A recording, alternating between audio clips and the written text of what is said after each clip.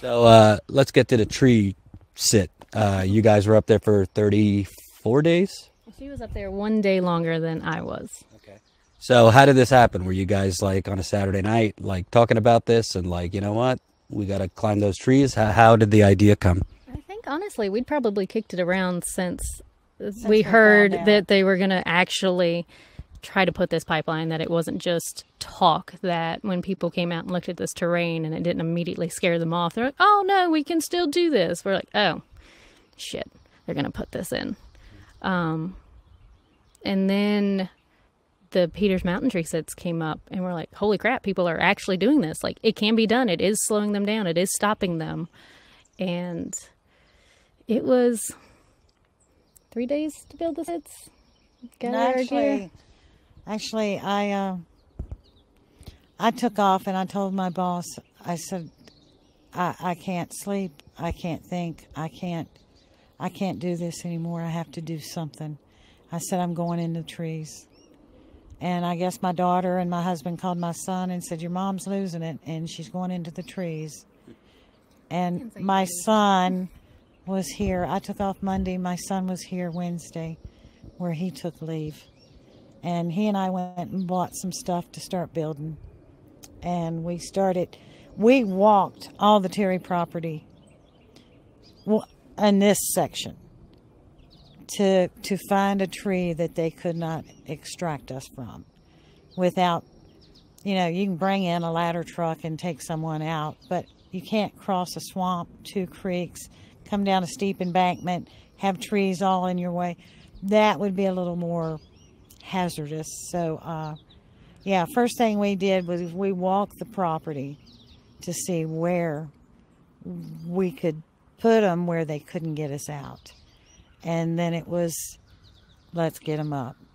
And we had 3 tree sets. My son was in one up in the top of the orchard, and his was the highest and the shakiest. And he was 40 feet up. And they had kind of quit coming around.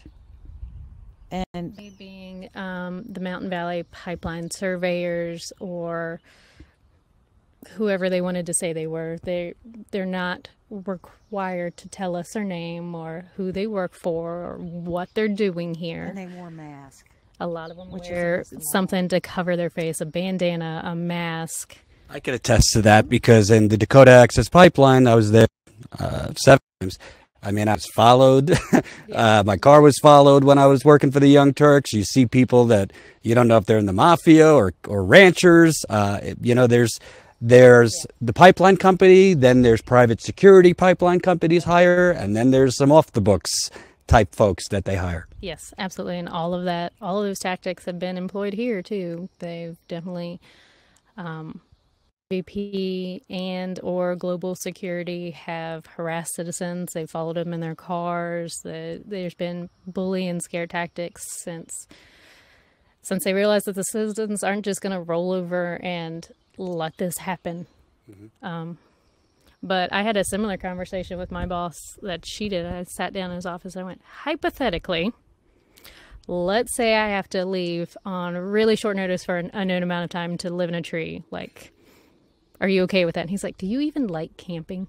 No, I hate camping. I am a princess, but I don't feel that I have any other choice. We've gone through every other legal aspect of this. Not that what we did was illegal. It was a peaceful protest on our own property, but we've gone through the hearings and the meetings and giving them the lies. information that they request. And when they say, oh, we did a bat survey and it was a one-night bat survey. They said they How couldn't much- afford to spend any more time on that. Couldn't afford it. And yet we're in a corridor of migratory endangered bats. It's just... I'll tell you what they could afford. The parent company of EQT, Midstream Partners, parent company of Mountain Valley Pipeline, which is what they were protesting, gave then candidate Ralph Northam, he's now the governor, $50,000. Dominion Energy gave him $200,000. This pipeline, Mountain Valley Pipeline, will be crossing Atlantic Coast Pipeline Dominion Energy is the largest partner in Atlantic Coast Pipeline, which is another dangerous pipeline. And EQT gave him 50,000. And I also don't have the exact number, but I understand the oil companies donated to his inauguration, Governor Ralph Northam. I'll get to Northam in a second, but I want to talk about sitting up in that tree. I mean, I just had back surgery, so obviously it would be terrible for me. But I mean, what were you running on? Adrenaline, the support from people that came. A lot of people came to camp out in support. How did you exercise up there? Like, what was it like being up there? Because there's got to be some times very cold, freezing nights. Fast forward to hot. Super hot.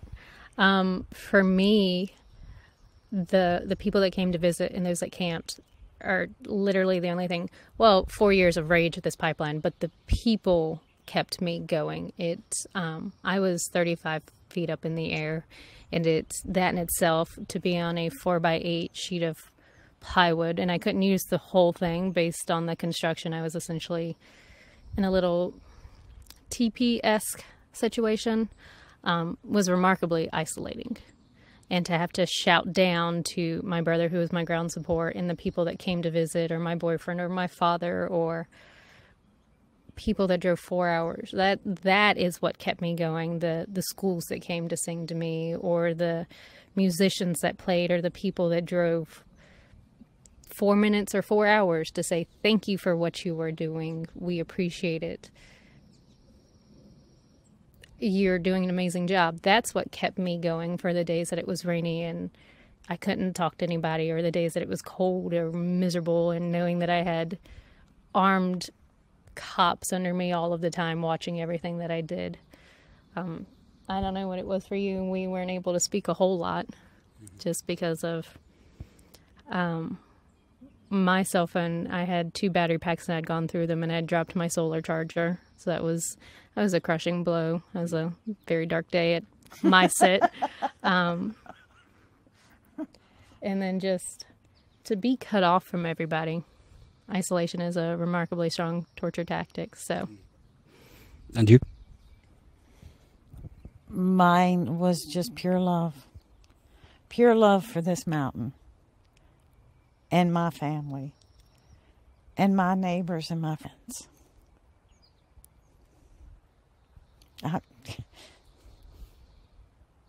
That kept me going. I was watching them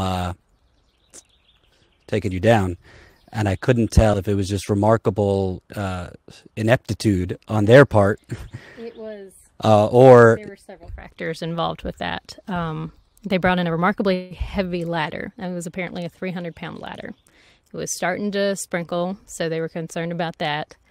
And apparently the first course of action was to go by the book. And that means when you set up a ladder for removal, you put it on the left side, and then you put it like 4 rungs above. But on the left side of Mom is a tree, which you put a ladder on it and it starts to do this. So the ground support was, tensions were high, to say the least.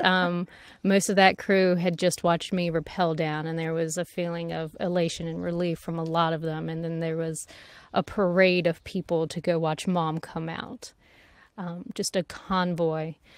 And then to watch them struggle with this ladder, and Mom's camp been sort of she's been the face of this from the get-go. So she usually had more support there. And to watch these, I was definitely one of the people on the ground shouting ridiculous things at them, like, hey, do you want us to do that for you? We've got practice. Or, that's my mother. Could you maybe get your shit together? Or they finally listened to us and put the ladder against the sit, which is the most stable place for it to be. It was the place where he could go up and assess her. He being a fire rescue individual that we requested. He was very sympathetic to our cause. He's actually going to be affected by it as well. And it's also where Mom would be able to step out and get onto the ladder.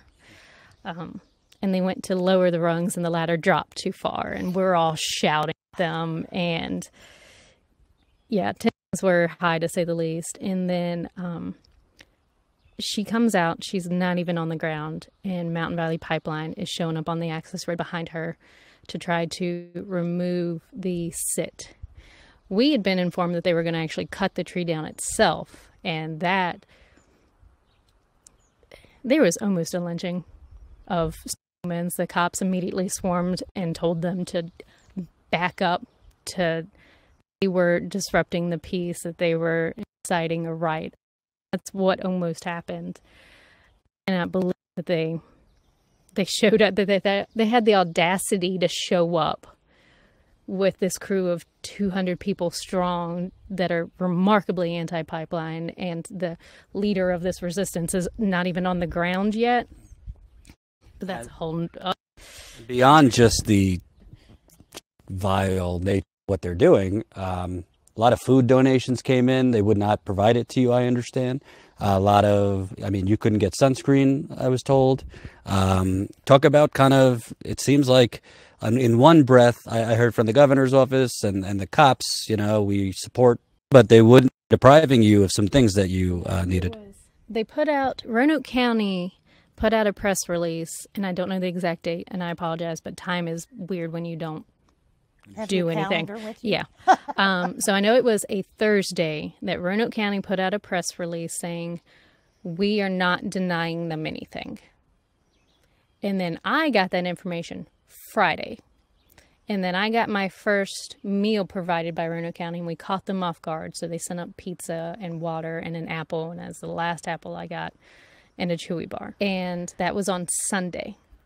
And that was lunch. But Sunday's dinner was bologna.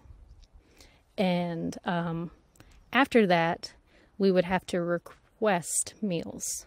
But they hadn't worked out the kinks of that plan yet. So if I asked the officer below me, like, may I have a hot meal and water, he would have to call that up to the chain of command. And there was a logistical battle, apparently, of getting us food.